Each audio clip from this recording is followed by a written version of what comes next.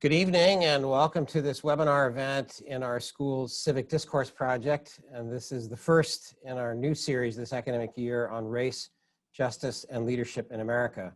I'm Paul Carrese. I'm the director of the School of Civic and Economic Thought and Leadership here at Arizona State University. Tonight, we are delighted to be joined by Professor William B. Allen to discuss George Washington's views on America and the abolition of slavery. Part of our school's mission is to promote civic dialogue about pressing issues of our time. And each year, our speaker series, the Civic Discourse Project, extends those conversations and debates from our classrooms into a broader community. Arizona PBS records those speaker events and broadcasts them. You can visit our website to see all of our previous lectures and speaker events from the past 3 years in the Civic Discourse Project. That's at scetl.asu.edu. Given the public health crisis this year, we offered a new virtual series in the spring and summer called the Pandemic Dialogues. And then given the events and intensive debates since this summer on race and social justice in America, we developed this new series on race, justice, and leadership in America to provide room for discussion of fundamental American principles in relation to current discourse. More information on our school in general, all our programs, curriculum, and speaker events in the Civic Discourse Project, again, is at our website, scetl.asu.edu. We'll have two main parts to tonight's webinar. First, I will pose questions to our distinguished guest, who is a leading expert on the founding father, George Washington, and his extraordinary but not so widely appreciated words and deeds about slavery. Then in the second part, we'll have a Q&A session from the virtual community that's joining us, although we'll start with two special guest questioners. So please do think about part 2 of the program and type your questions, please, for our guest using the Q&A feature in Zoom. Our colleague, Dr. Carol McNamara, will collect those questions behind the scene. And then in part 2, my colleague, Dr. Colleen Sheehan, and I will take turns posing those to our guest. And to our guest, William B. Allen is the Chief Operating Officer for the Center for Urban Renewal and Education in Washington, D.C. He's also Emeritus Professor of Political Philosophy in the Department of Political Science and Emeritus Dean at James Madison College of Michigan State University. In 2018 to 2020, he was also Senior Scholar in Residence at the University of Colorado Boulder. Professor Allen served previously on the United States National Council for the Humanities, which is the advisory board to the National Endowment for the Humanities, and also as chairman and member of the United States Commission on Civil Rights. He was recognized for excellence in liberal education on the 1997 Templeton Honor Roll. He's been a Kellogg National Fellow, has received the International Prix Montesquieu, and was the 2014 Salvatore Award winner. Professor Allen has published extensively, including on George Washington, the first modern one-volume collection of Washington's essential writings entitled George Washington, a Collection from Liberty Fund, Rethinking Uncle Tom, the Political Philosophy of H.B. Stowe, and George Washington, America's First Progressive. And I should add that when I was a graduate student and a young scholar, Professor Allen was gracious with me, supporting my scholarship, particularly on Montesquieu at the time at different conferences and meetings. So again, please use the Q&A function in Zoom to type questions for our final segment. And now to begin, Professor Allen, thank you so much for joining us. Thank you. It's a real pleasure for me to be with you, even at this distance. And I should begin with a full disclosure about our school. We are openly committed to asking our students to consider and debate and discuss George Washington as a great American statesman and founder. One of the ways that we do that, apart from our curriculum, is that we were able to acquire a 1796 newspaper printing of the farewell address, Washington's farewell address, which we have in our Civic Classics collection, along with other extraordinary items from American political thought and American civic life, all the way up through Martin Luther King Jr. and Cesar Chavez. But we are here to have a robust discussion about Washington, and I'll begin by asking you about your view of Washington and slavery, which doesn't really fit with the current moral and political mood in America now. namely that anyone who was a slaveholder should be morally suspect or condemned or shunned. So tell us why you see a positive moral or political example in Washington, and why you even see his plans and actions regarding slavery as preparing the way for abolition and encouraging other slave owners to emancipate. Well, thank you very much for the question as well as the introduction. You say, of course, that today there are rather severe views of those who held slaves at the time of the founding and thereafter. But I want to begin this by pointing not to George Washington, but a model in the light of whom we can understand George Washington perhaps somewhat better. And it is Newton, the author of that magnificent hymn, Amazing Grace. As you will remember, he was not just a slave holder, he was actually a slave trader. He was engaged in the nefarious trade of shipping slaves across the Atlantic Ocean. And of course, he underwent a conversion experience so dramatic that it led him not simply to embrace the faith, the Christian faith, but to write movingly about having once been blind, but now seeing. And that seems to me to be the motif in which we ought to raise the question of the morality and people's relationship to it. It is certainly not the case that having been a slaveholder means one is condemned never to have seen the injustice of slavery. And there is no one in the founding generation who makes that transition more apparent than George Washington did. It is usually overlooked that George Washington, of course, inherited slaves as a young boy. Only a handful, really, for all serious purposes, but nevertheless, it was warp and woof of the society in which he lived. And so he came into manhood in possession of slaves, adapted himself to the political economy of slavery the way any ordinary human being would adapt to the political economy in which he's raised, in which he's growing and trying to make his way in the world. So that the real story of George Washington is not that he was a slaveholder any more than that he breathed oxygen, as all beings living in an oxygen atmosphere must do. The real story is how he matured into the serious and sincere conviction that slavery was wrong. So that when he expressed himself in the letter to Robert Morris in 1786 about the case of a slaveholder in Virginia who was complaining that Quakers and others in Philadelphia had taken slaves away from him against the law, he states in that letter that it is his first wish that this institution would cease to exist. At the same time as he expressed a conviction that in Republican self-government, that can only be accomplished ultimately through legislative means. And it can't be accomplished through dictatorial, tyrannical, or fiat decisions imposing upon others without their consent. And it was that really rather sensitive, almost transactional, if you will, view of how do you pursue sincere moral convictions and do so in the context of the spirit of self-government where consent is necessary for every serious social undertaking. So George Washington was mindful of that. He arrived at the end of his life completely opposed to slavery. Not only do we see him opposed when he, in his final will and testament, frees his slave, and we can talk about that later. I don't want to go on at too great length because we want to exchange back and forth, but I do want to add one other thing just to give you grist for the mill, that he also did it through policy. And this is perhaps the least understood aspect of his administration of the presidency. And we see it come to light in the development and ratification of the Jay Treaty. For there was enormous reaction, negative reaction to the Jay Treaty when it was brought back from England by the Supreme Court Chief Justice John Jay.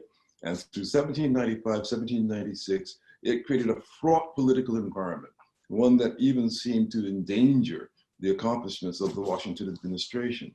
The public outrage was loud, but nothing fueled that outrage so much as the failure to provide in that treaty for the return of or compensation for the slaves carried away by the British during the Revolutionary War. Now, that was so signal and important a thing that it had been provided for in the 1793 Treaty of Paris, so that those who demanded it as a right could look back to the original treaty to say this was something owing to us. And the fact that it wasn't even addressed in the treaty, the fact that it was probably not even included in the instructions given to John Jay in 1794 when Washington sent him over to negotiate the treaty, is powerful evidence of Washington's stand on the question of slavery. And that is seconded by Alexander Hamilton, who at Washington's instruction took up the public campaign in defense of the Jay Treaty and expressly addressed that article and explained why it was not included. And the answer he gave was that it was contradictory to moral and religious principle. Now that was one of the most important strategic policy decisions made in the Washington administration, and it was made in part on the basis of rejecting slavery as legitimate. Thank you so much for that. It really is an extraordinary transformation. Although one point about your very helpful insight about his strategy here. There's a phrase used about Eisenhower by scholars that Eisenhower used a hidden hand as president, yes, to not always seem so dominant as in fact he was in various policy debates. And I've seen scholars apply this once it was used about Eisenhower. It's very much like Washington, that he was the most famous man clearly on the entire North American political scene, and maybe among in the world, certainly in the English-speaking world. But he knew he couldn't always appear dominant on every single point. And so he's careful about what he says and what he doesn't say and what he achieves.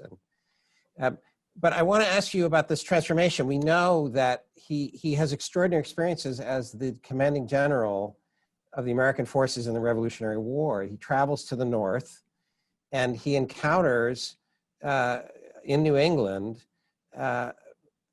former slaves or free blacks fighting for the American Revolutionary cause.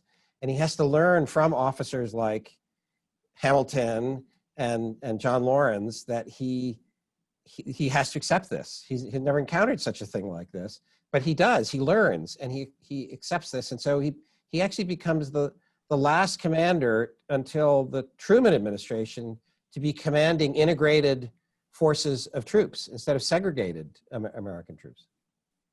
Well, that's certainly true. That was his experience in the war. Although he was, you might say he learned a great deal from the abolitionists Hamilton and Laurens.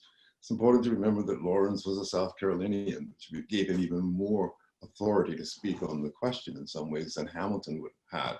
But it is also true that Washington had, previous to taking command of the army, written about the struggle between Great Britain and the United States in terms which identified the tyranny the Americans were protesting as the equivalent of what he called the despotism exercised over the slaves in the United States. I.e., he already had formulated the at least abstract conception that the relationship was unjust. So when it came time to deal with the question of the participation of Black people in the forces of the revolution, it was more of a political than a moral question for Washington, because there was powerful resistance coming particularly from the southern states to admitting them into the army at all, let alone the question of segregation, integration wasn't the question at all. The question was whether to permit them to fight. So the people, the Black people, for example, like Prince Hall in Massachusetts and others who ended up embracing the cause of the revolution were present to Washington's mind from the beginning of the revolution. When he gave an audience to Phyllis Wheatley, he was acknowledging that presence. So the final decision, unlike the decision Lincoln had to make, when he finally admitted in 1863, essentially, that we should fill regiments with slaves who had escaped from the Confederate States, but Washington didn't have to make the decision on those grounds, meaning that this is the only way to save the Union. He didn't have to say that we have a strategic decision to make here. It was strictly, ultimately, a moral decision. And yes, it had practical, prudential elements, but it was strictly a moral decision. So when he finally got to the point where he could overcome the resistance, he was quite happy to include regiments, all Black and integrated, in the Revolutionary Army. And those stories are well told in history. So the end of this extraordinary transformation is the decision he makes, which you argue he had planned for well over a decade. Mm-hmm. But after he voluntarily resigns from power as president of the United States, could have easily been elected to a third term, could have died in office. Yes. But he doesn't even want a second term, but he agrees to have a second term as president. He voluntarily removes himself from being a candidate for election for a third term in 1796. He goes home in 1797, and within 2 years, he's writing his last will and testament. And the second clause of it is this extraordinary statement in morally urgent terms, so that nobody executing this will could evade the terms, is that all of the slaves he owns in his own right must be emancipated on the death of Martha. Turns out Martha decides to emancipate them before her death. Yes. But this is no other slave-holding president does this, emancipates all of his slaves.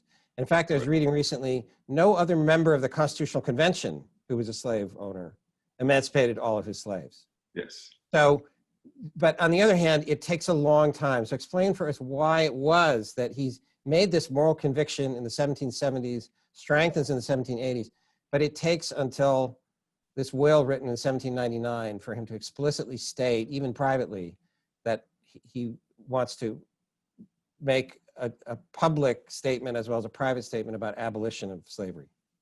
Well, let me take this in a series of stages. Sure. In responding to it, because the idea that it took him a long time ultimately carries the suggestion that he was resisting the movement in that direction, that he was slow. I've even heard people say that he could easily afford to emancipate slaves once he had had full use of them and no longer any use for them personally, which is of course a strangely niggardly and unreasonable way of trying to read the situation. Washington had spent from 1775 until he resigned the presidency in 1796, the shank of his career in public service, away from his home most of the time. During the 8 years of the Revolutionary War, he was only at Mount Vernon on 2 nights, 2 separate trips. 8 years in the field. He was, of course, constantly writing, giving directions to property managers, but you must see that the property suffered during this. He had a couple of years back home between the end of the war and the emergence of the new government, but then he was right back in government, again, distanced from direct management of his property. He gives constant testimony throughout all those years of the circumstances back at home that were economically tenuous, which is to say his estate was not in such a secure condition that he could be profligate with any of the resources he had available to him. And nothing was more important in the end that if you were going to undertake a general program of emancipation for those slaves you held in a property such as Mount Vernon, than to answer the question, what is to become of them when you emancipate them? And people speak really rather blithely about emancipating slaves without ever asking the question, to do what? To go where? In a land where there is no open-armed welcome, where there are no immediate means of provision and sustenance, at least not without some kind of careful preparation, Washington had to rebuild his own fortune before he was in a position to make that fortune strong enough to emancipate slaves for whom he provided. In various ways, he defines the different categories and the levels of support. But the important thing is, he didn't just emancipate, he secured their continuing sustenance after emancipation. And that was a work that required to be done before you could do emancipation responsibly. And then the third thing to consider in looking at this, we say he emancipated them subject to Martha's death, thinking that, yes, again, he's just delaying it until he and Martha got the full use of them and didn't really have any commitment to them as human beings. And that's because people don't realize that he was being prudent about the law of the widow's third. that the law in the state of Virginia at the time, and this was fairly prevalent in common law circumstances, was that no matter what you put in your will, the widow was entitled to 1/3 of the property. And the way to defeat that provision was to make that part of the will operative upon her death, when the widow's third would no longer be in force. So that what you see in Washington is a prudent, careful deliberation about how to secure real freedom for the slaves and not mere virtue signaling. The other complexities here include that when Martha Custis, a widow, marries George Washington, who has slaves that he's inherited, and the number has increased on the Mount Vernon farm, the main farm, and the other farms, she brings many more slaves into the marriage than Washington had. Yes. And then they, we know from visitors, including foreign visitors to Mount Vernon, that they report on the conditions of slaves, and the Mount Vernon Historical Society now has wonderful exhibits and information about this. But they were trying to be more humane than many other chattel slavery owners, and so there was marriage, and they tried not to separate families. And so her slaves, the historical term is the dower slaves. Dower slaves are marrying with the Washington slaves. Absolutely. So also the thought of emancipating the slaves he owned by right, and immediately, but he had no legal right. In fact, Martha had no legal right. Am I correct? She couldn't emancipate the Custis slaves because her heirs, as a widow, her heirs owned the slaves that supposedly were the Custis slaves. So Washington has to think through all of these complexities and figure out what is the moral thing to do in all of these circumstances. Yeah, that is of course correct. The majority of the slaves held on the Washington estate were dower slaves. As I said, he inherited very few, and he acquired very few beyond that inheritance on his own right. So yes, he was in a difficult circumstance. He managed all the slaves. Martha didn't manage them other than the slaves who attended her, particularly domestically. He managed the dower slaves and the slaves he owned outright, but he couldn't dispose of the dower slaves. However, we have a collateral demonstration of what he really believed, because there were slaves entailed to him, just as the Custis slaves were entailed beyond Martha's life. There were other slaves who had been entailed to Washington, whom he had never owned at all or had any contact with. And because they were entailed to him, they are also included in his will and emancipated.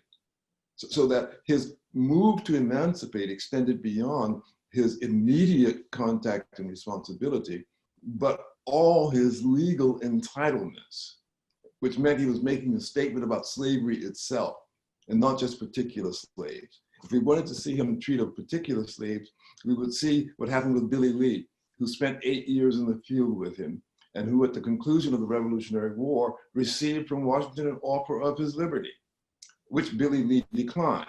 William Lee, I should say, but then he was called Billy Lee as well. But he declined the offer because he wanted to remain with Washington in Washington's service.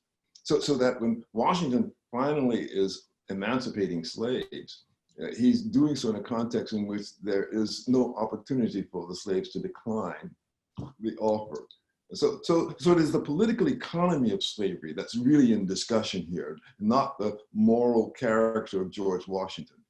Within that political economy, he demonstrated a complete attainment of what he himself identified when he was transcribing the rules of civility at 11 years of age, the last one of which, number 110, reads, "Keep alive in your breast that little spark of celestial fire called conscience."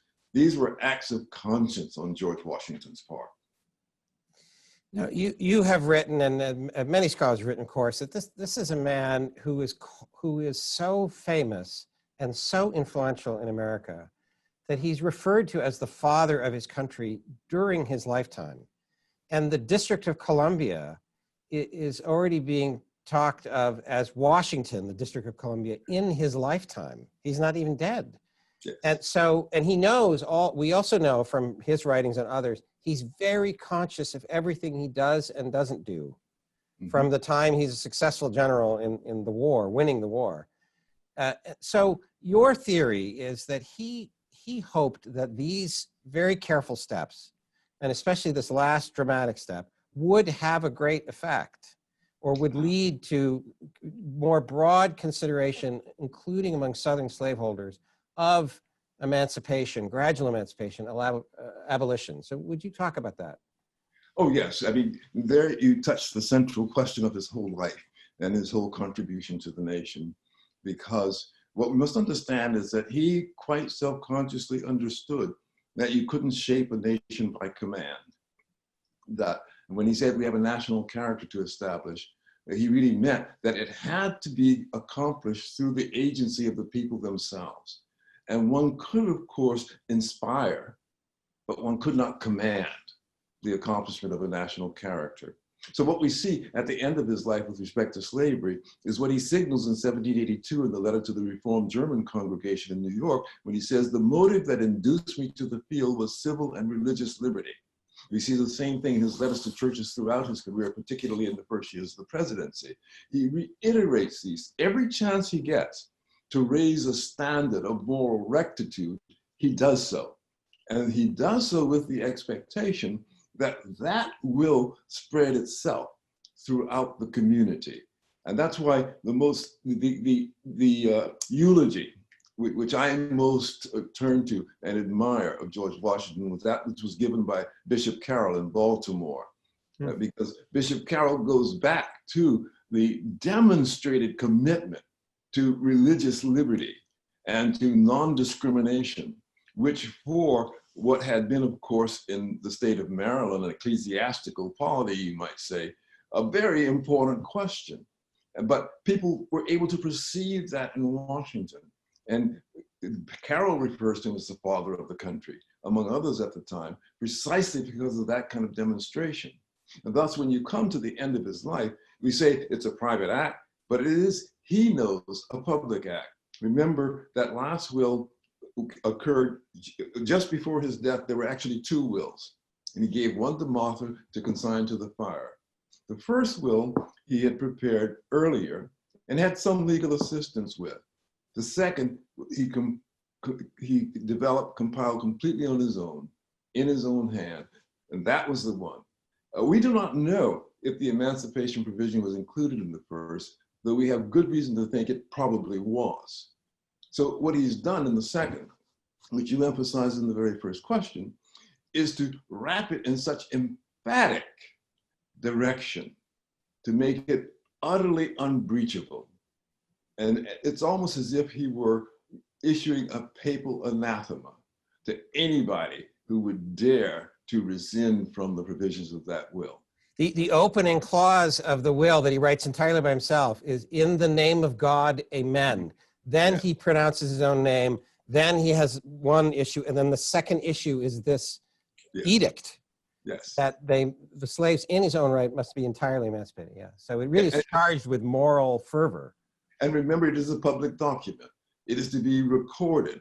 So it is not something that's going to be tucked away in the family vault and others might not see. He knows it's going to be seen and widely read. And it was, of course, quickly read around the country. You might say this was his last speech to his countrymen.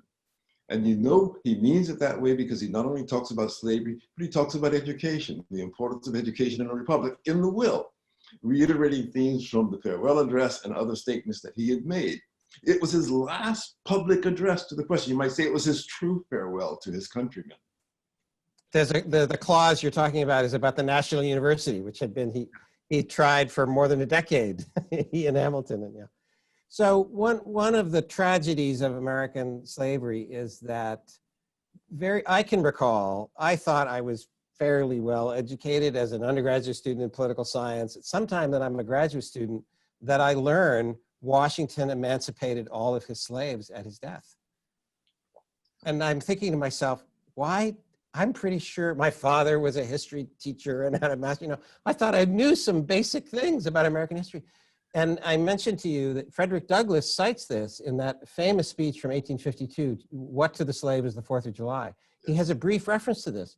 Washington could not go to meet his God without freeing his slaves. Yes. But the paradox is, Douglass says, the Washington Monument is being built with slave labor. So Douglass knew, it was famous in 1852 that Washington had done this. Why is it by the 20th century, now to the 21st century, why is it that Washington's intent to leave a very public example really didn't succeed or at least last very long the way he had hoped it would?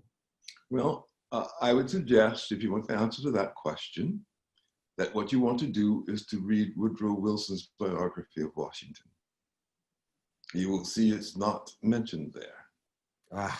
Which is to say that there are many of the deeds and ideas of Washington and the founders in general that were effaced in the time period, in the process where the founding was being whitewashed in terms of its institutional design, the bearing of the Declaration of Independence, and the very importance of self-government itself. And that process began at the end of the 19th century and extended all the way through the 20th century. We've lived through a period in which the accomplishments of the founders have been effaced because there has been a project afoot among us to substitute a different vision for life in this country. And when you attack the overall vision, the greater vision of Republican freedom, you necessarily lose the particular exemplar of the character of the people who committed themselves to Republican freedom, to self-government.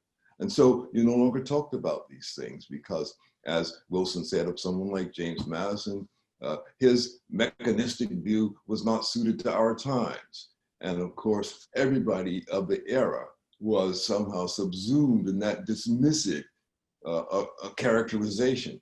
So then all of their accomplishments come to be effaced. And similarly, of course, their warts for a time were, but by a certain point, we began to resurface warts without ever noticing the exemplary characteristics that were their predominant traits of soul. So my last question, and then we'll turn to our audience questions and our two special guest questioners. But just to take that last point, so we are in a time when historical figures in America and even beyond, sort of Columbus, right, are vociferously criticized, and even in this past summer, statues attacked, demonstrations against them, some torn down. There's a statue of Abraham Lincoln torn down just recently in Portland.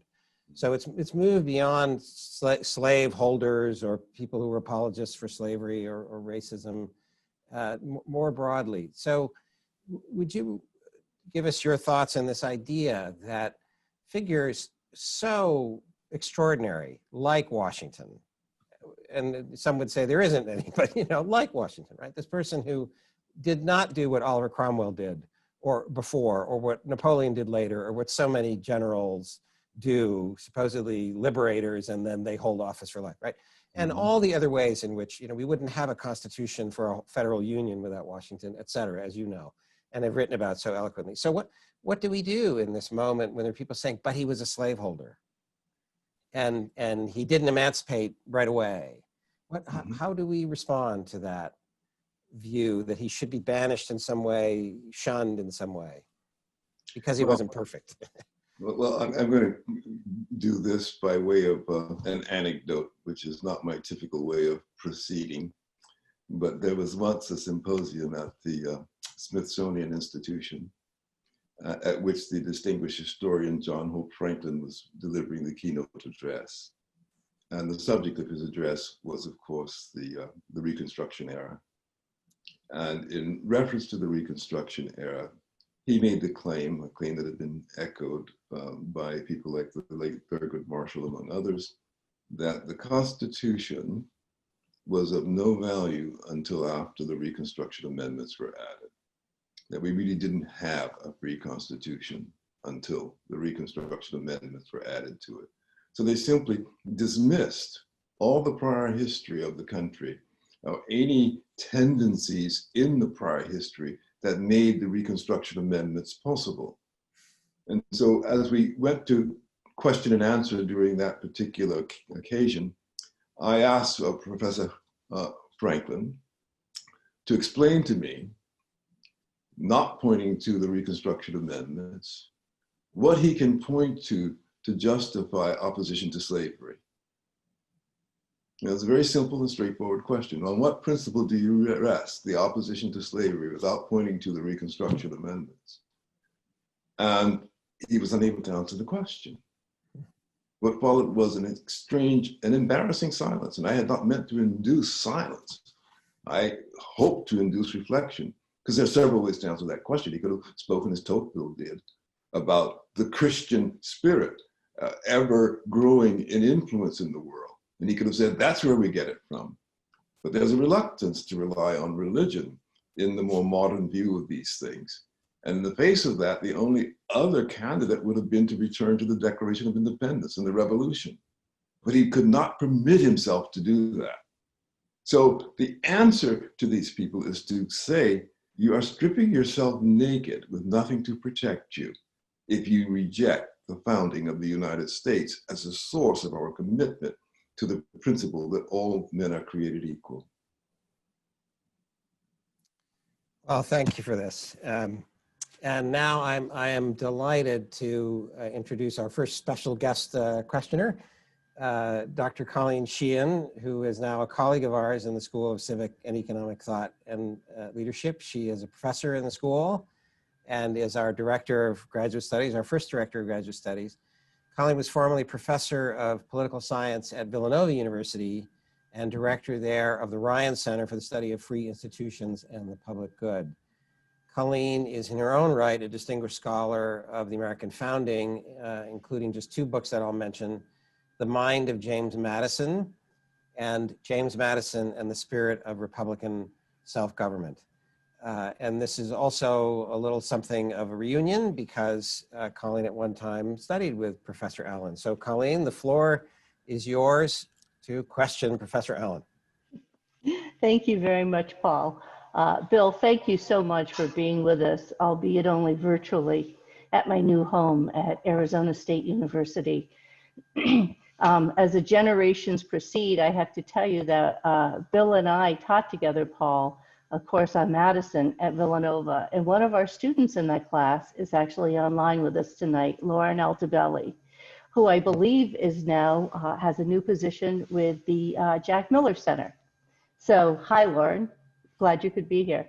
Bill, I want to remind you of a fellow named Harry Jaffa, who once said about George Washington that Washington was a perfectly public-spirited man before there was any public to be spirited about. Now, Jaffa's remark, which by the way was an off-the-cuff remark, points to the critical role of Washington, not only in making the American Republic, but in making the public, making Republican citizens. So while we're asking you all kinds of questions about Washington and the mood today is to question Washington's character. We're very concerned whether he can live up to our standards of good character. Washington himself in 1783 at the close of the Revolution, as you well know, said, well, that work is done, but in some respects, our real work is before us. We have a national character to form. Bill, what did Washington mean? You referred to this earlier, but can you tell me, what did he mean by this idea of an American national character? What does it mean to form a national character? And can you tell me what you think the current condition of the American character is? What's your diagnosis? What's your prognosis? Well, Colleen, I appreciate that very much. You know, you and I spent so much time together, and we've spent that time in a work that I think is greater than both of our exertions, insofar as the very question indicates. It points to a consummation beyond the mere understanding of the founding. So that what you're asking me is, what prospects really are there for human beings in general and Americans in particular to arrive in the fullness of the sense of belonging to a public? Now, I put the question that way because it makes it sound like an ancient question. We don't have any trouble identifying the sense of public in ancient polities, ancient republics. But in the modern world, where we are atomized, to say the least, and those tendencies were present already in the 19th century, the question of what holds us together is a very important question. And so when you quote Harry Jaffa's aphorism, what you're saying is George Washington acted as though he thought one could restore the beating heart of ancient civic life in the modern world. And so what it means to have a national character is precisely that. And the question is, did George Washington understand that? Well, Aristotle said something very important in this respect, which was also, of course, frequently quoted by Harry Jaffa. He said, truth is more important than friendship. And so when Aristotle criticized his friend Plato, that's how it was justified by Aristotle. His devotion to truth was more important than his devotion to his friends. George Washington separated from important friends in his life, the first of which was George Mason. They were neighbors and good, strong friends. They began the revolution together. They were talking about revolution and fighting to the death before anybody else in the country had arrived at that conception. But George Mason wasn't prepared to make the whole journey with George Washington. So George Washington journeyed on without him. The second friend with whom he separated was Thomas Jefferson. And he and Thomas Jefferson, both we would say were committed to Republican liberty and self-government in fundamental ways, but not sufficiently far enough for Jefferson to embrace the conception of the public that animated George Washington. So George Washington separated from Thomas Jefferson, as friend, I mean. Now, those two gestures meant that there was something more important than friendship for George Washington.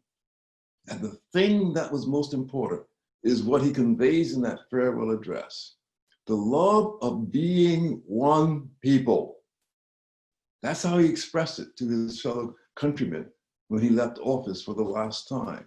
He was motivated to accomplish that. This is how he addressed the troops when he assumed the command in 1775. He called them out and said, forget that you're a Virginian, forget that you're a Pennsylvanian, forget that you're a Georgian. We're now all citizens of the United Provinces of North America. Before it could even have the name of the United States, he was naming it. And he was emphasizing union. And he was making union the touchstone of the political existence of the country. But he understood that that union could only be successful if the people in the country felt it intensely within themselves. But that they could only do if they had formed the character of fortitude and industry and forbearance, as I've talked about it on other occasions, through which they identified themselves by standing out among humankind as a peculiarly adept people with respect to the pursuit of virtue. National character is the prevalent undertaking of virtuous accomplishment by a people as a whole through their individual exertions. Thank you. And thank you, Colleen, for that question. And now we are very happy to have one of our students in the school, Kathryn Clark, who is a senior at Arizona State University. And she was selected by one of our colleagues, Peter McNamara, to pose a question to Professor Allen. So Kathryn, the floor is yours. Thank you. Thank you so much, Dr. Allen, for speaking with us and for your very enlightening presentation. So my question for you is that we sometimes see a disparity between the rhetoric and the political actions of our founding fathers. Some would argue that their rhetoric is inconsequential or even worthless in light of certain contradictory decisions. Why do you believe it is still important to analyze and pay homage to the rhetoric of the founding fathers, even when it contradicts their actions? Well, thank you very much, Ms. Clark. I'm delighted that you're with us this evening and that you pose what is perhaps the most challenging of the questions that we're going to face tonight. It's challenging because we are seldom in the position of being able to remind ourselves of what political speech really is. And the fact that it is very generally characterized as rhetoric almost obscures the reality in which it is actually argument. There is a logic to it. Now, there are technical terms to this, and someone like Aristotle would refer to it in a technical term as what we might call practical logic, to avoid unnecessary Greek on this occasion. But it's still logic, i.e. Aristotle said, even when you're making an argument, which is not strictly speaking a syllogism, a technical logic, it's still subject to truth as a standard of judgment. Hence, the political rhetoric you're talking about, as we experience it, is nothing more than an invitation to us to explore the argument that is in it. Now, we can, of course, use the illustration of conduct as an instrument whereby we measure any speaker's commitment to the speech made. But that's insufficient. But there are many times in which it will be necessary for particularly a statesman to do one thing while seeming to say another. But you have to ask, is he actually saying what he's seeming to say? Or do I need to understand what he's saying much more carefully? Let me illustrate this for you. Abraham Lincoln approached the question of emancipation in 1863 under enormous public pressure from abolitionists to emancipate and do it at once. He kept bending them off. Horace Greeley, in August of 1862, writes him a letter saying, "What are you waiting for?" He writes a beautiful response to Greeley in which he says, "If I could save the Union by freeing all the slaves, I would free all the slaves. If I could save the Union by freeing none of the slaves, I would free none of the slaves. If I could save the Union by freeing some of the slaves, I would free some of the slaves." But the reality was, still at that point when he spoke to Greeley, he had not emancipated the slaves. And one could ask the question, what does his rhetoric really say? Well, if we peered more closely into his conduct, those parts which are sometimes obscured from view, we would see he had already decided, late June, early July of 1862, he was going to issue a proclamation of emancipation. But he reasoned that for strategic purposes, he should delay that until he could do it at a time when the Union Army had won what was a victory, rather than making it seem a matter of desperation. Now, there are reasons, therefore, for not doing something that you intend to do, or perhaps even openly express a commitment to do, because you want what you do to be successful. You want it to have its full and proper influence. And so we can't simply oppose speech to conduct. We must evaluate these from the ground upon which the statesman stands, i.e., we must understand the statesman as the statesman understands himself. That requires serious study. That's why we go back to those primary sources. That's why you want to read what they actually said, rather than reading interpretations of them. There's a brand new book on Washington out by Ms. Shavinsky, which talks about his cabinet and the kinds of discord that was present in it and the trouble Washington had in it. And she makes a mistake in that regard along the lines of what you're talking about, because what she says of George Washington in the book with respect to the occasion of the Jay Treaty, which I've already mentioned, is that he was engaging in a bit of what we call in the vernacular today, CYA. And she didn't recognize the deeper motive for his wanting to secure that treaty when it was still possible to secure it, because he could see everything unraveling and the very existence of the United States put in peril. That's what we have to do. We have to look at things through the eyes of statesmen if we want to answer your question. Thank you, So we Bill. have Yes, Kathryn, right. Thank you very much for joining. Colleen, I'm going to pose the first question from the audience, but I hope you are ready with a question from the audience as soon as Bill Allen is done with this. We had some great questions come in through the Q&A function. So I'm going to pick this question because it follows on from the question Kathryn Clark posed and your answer, Bill. We have a present day moral view. This comes from Pat, one of our viewers, audience members, a present day moral view that looks judgmentally back on moral debates and questions of the past. But in fact, our moral view today comes out of earlier moral struggles. And the metaphor used here is this is, the warp and woof of historical time produces our current moral judgment. So how can we help our students to see that we couldn't be making some of the moral judgments we want to make about the insufficiency of these past leaders in their past situations, unless we get them to appreciate that we're indebted to past debates and shouldn't just be judgmental or dismissive. Well, very good question. But my first instinct is to say we can't do it by exhortation. And I think oftentimes among us, we find people who think if we just preach enough sermons, and I'm also an ordained minister, so I might be inclined to do that. But if we just preach enough sermons, somehow people will turn around. But actually, I don't believe that is the case.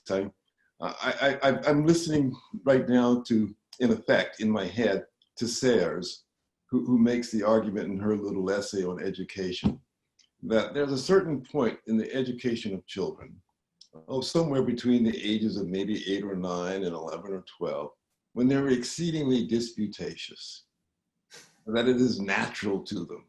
They query everything, they will accept nothing. And she says, that is the moment when you should teach them logic. That is the moment when they're most open to learning how to reason and how to argue. I think the problem with this tendency that we have prevailing moral views derives from a prevailing lack of practice in argument. And so it is not a direct answer to the moral judgments, but a correction of educational practice that's going to solve that problem as far as I can see. Thank you. Colleen, do you have a question from our audience members? Yes, I do. Yeah, that's an excellent piece, Bill. The Lost Tools of Learning, I think she entitled it. Bill, we have a question from Professor Jacob Vorberl of ASU. And he would like to know which of the books, which of the texts read by Washington that are relevant to the topic you've discussed today, would you recommend others should read today? If you could name 2 of them, what would they be? Which text read by George Washington? Let me say that by way of preface first, that the one thing we're most uncertain of is what Washington treated as authority apart from the Bible. We know he was conversant with much literature. We know he had a very extensive library, but he doesn't point us to the contents of that library. He really, in some ways, presents himself as almost sui generis, as if, as he says in the letter to Catherine Macaulay Graham, he's a philosophical spectator or speculator. So his claims are claims which are not rooted in the authority of other authors, again, apart from the Bible.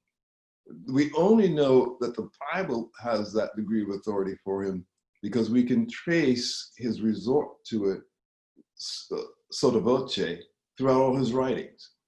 I.e., he never says this comes from the Bible. He never cites a particular version of the Bible, but he cites many passages which come directly out of the Bible. The most frequently used of which, of course, is every man under his own vine and fig tree.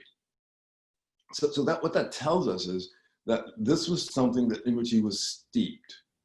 Now, after that, I would have to imagine he really cared about some of the military histories that he read. So that the Caesar, I think, was important to him. And there would be a few other like things, but he also collected modern literature. And what we don't know is which of those really framed his approach to the questions he dealt with. And we must understand that he was able to express himself on what we regard generally as fairly theoretical questions from a pretty early point, and with this real conviction. When he says the law can never make just which is in its nature unjust, for example, that's not just a throwaway line. That's pointing to some kind of understanding of a root in natural law, where he's actually reflected on the alternatives and come to a firm conclusion. But what we get from him are the conclusions, not the sources, not the authorities, but the arguments are where he directs our attention. So we might say that what Washington is inviting us to do is to rethink the human experience along with him. Thank you. We have two questions about Jefferson, Madison on the one hand, and Washington about slavery, from Barbara Hatch and also from our friend Jim Stoner at Louisiana State University, and I'll sort of combine them. Jefferson and Madison both write eloquently about the injustice of slavery, but Jefferson only emancipates a few slaves in his lifetime, a few at his death. And in Jim Stoner's recounting, Madison doesn't emancipate any at his death. So is it adequate to say, well, they were in debt. They were both in debt late in their lives and couldn't afford to do this? Or Jim in particular asked, could we connect this to your bill's earlier connection of political economy to political morality? That is, that if you want to do the politically, morally righteous thing, you have to have been economically responsible, so to speak, and have the right conception of political economy that would prepare you to move beyond the evil and the injustice of slavery. Is that a better way to frame what was going on with these other Virginians? That's certainly the best place to start.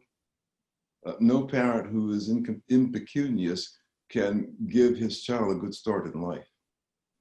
And that's true privately, and it's true publicly. It's true in political economy. But it's also true, and I would distinguish Madison from Jefferson in this, but Madison tried to think in the terms of political economy about the question of slavery, accepting certain fundamental principles about which he's very clear. So he understands slavery is unjust, but he also understands that the settlement of the problem of slavery relies upon the nature of the society, which is going to solve that problem. And so you have to call upon the resources of that society. And I will say, it's fair to say he despaired of finding those resources in the United States at the end. And so it becomes not the question of whether he personally emancipated, given the stringency of his own circumstances. It's much more the almost Tocquevillian sense of despair that he had. And remember that Tocqueville, who was not in this practical dilemma, came to the conclusion at the end of the first volume of Democracy in America that there's going to be no solution to this problem in this country except a war of racial extinction. And that was the level at which Madison thought about the issue. Jefferson, I think, is different from Madison. I think Jefferson was overly sanguine about that diffusionist theory that he embraced, that he thought it was something that you might grow out of and didn't have to do anything about. And I think that was just another reflection of what Madison would have called in his 10th Federalist paper a theoretic speculation. That Jefferson was given to that. It was often shallow and not very helpful. The diffusionist theory that if slavery were allowed to spread into the Western territories, it might become less potent and less economically viable. This Jefferson and Madison both write. Yeah, both Jefferson and Madison gave their endorsement to the diffusionist theory, but it was Jefferson who embraced it most wholeheartedly. And we saw it come, of course, to fruition ultimately in the form of Stephen A. Douglas's Popular Sovereignty, showing what a silly idea it was. This is in contrast to the earlier negotiated efforts, right? The clause in the Constitution, of course, the Constitution never refers to slavery, but the clause in the Constitution which says there be stopping of this importation by a certain day, Congress could do it. And then the Northwest, the new Congress and President Washington under the new Constitution reauthorize the Northwest Ordinance, which abolishes slavery, never permits slavery in those Northwest territories. That's all very true, but I want to underscore something which is perhaps a bit sensitive. I've said it privately before. This, I suppose, is still relatively private, though it seems to be a little broader, but I will hazard to tell you something that may cause consternation at all events. It is a false assumption that to resolve the question of slavery is to answer the question of assimilation. And we discovered in 1807, when Madison drafted and had introduced in the Congress the legislation to ban the foreign slave trade, that the minute that was done, the first question to rise to the surface was the question of race. Are we therefore obligated to make these people citizens in the United States? Those are really two distinct questions. They require two different forms of moral analysis. They cannot be conflated, for it is entirely consistent to ban slavery in a society of free people at the same time of structuring that society based on mutual consent of the members of the society that excludes others. There is no natural right that requires the inclusion of others among any particular consenting community. And so the real struggle in the United States, and Madison understood this, I think, more than anybody else of the era, the real struggle was not the ending of slavery, but what way of life would follow that? It is not intuitive that it has to be an assimilated society, which means that has to be a political project of immense proportions.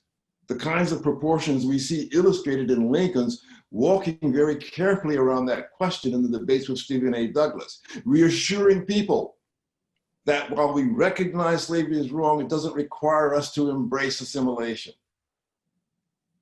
That's true then, it is true now. You need a separate argument for assimilation than the argument against slavery. Thank you. Colleen, do you have a question from the audience? I've got a terrific one, or if you've got a good one, go ahead with. I have an excellent one from Lucas Morel. But before I ask that, Bill, I'm wondering if you would take what you just said and apply that to the situation today, in the sense that to answer the question of equal protection of the laws doesn't answer the question of how we become one people, how we become civic friends. Absolutely, absolutely. That is precisely the question. I thank you for that, because your earlier question about American national character drives right into that. You've got to do more than simply create a pattern of legal relationship to create a public. A public does not consist of legal relationships. Yeah. Lucas's question is about Oney Judge. Bill, could you help us understand how George and Martha Washington dealt with Oney Judge's escape to the North? Was there more going on with this, quote, relationship, unquote, than they're simply wanting to get their servant back? There was a great deal more going on. Oney Judge, and there's a very bad book about that was published a couple of years ago, which is still current. Oney Judge was a favorite of Martha's. She regarded her like a daughter, and it cut her to the heart when Oney Judge ran away. Now, from the Oney Judge's perspective, it's easy for us to say, this is a robust young woman who was entering into the maturity of life, having the passions naturally associated with being in that stage of life, and finding opportunities that were irresistible. And so she pursued them in the only way she was able to do, by leaving that relationship of slavery, of dependency. Martha wanted her back. She wanted her back as much as a mother would want her daughter back. And this is not to defend the institution of slavery, to say that people can have these kinds of affective relationships within slavery. We know this throughout all of human history, not just American history. Slaves and masters can form affective bonds. And they can be one way or they can be mutual. That's what human life is constituted of.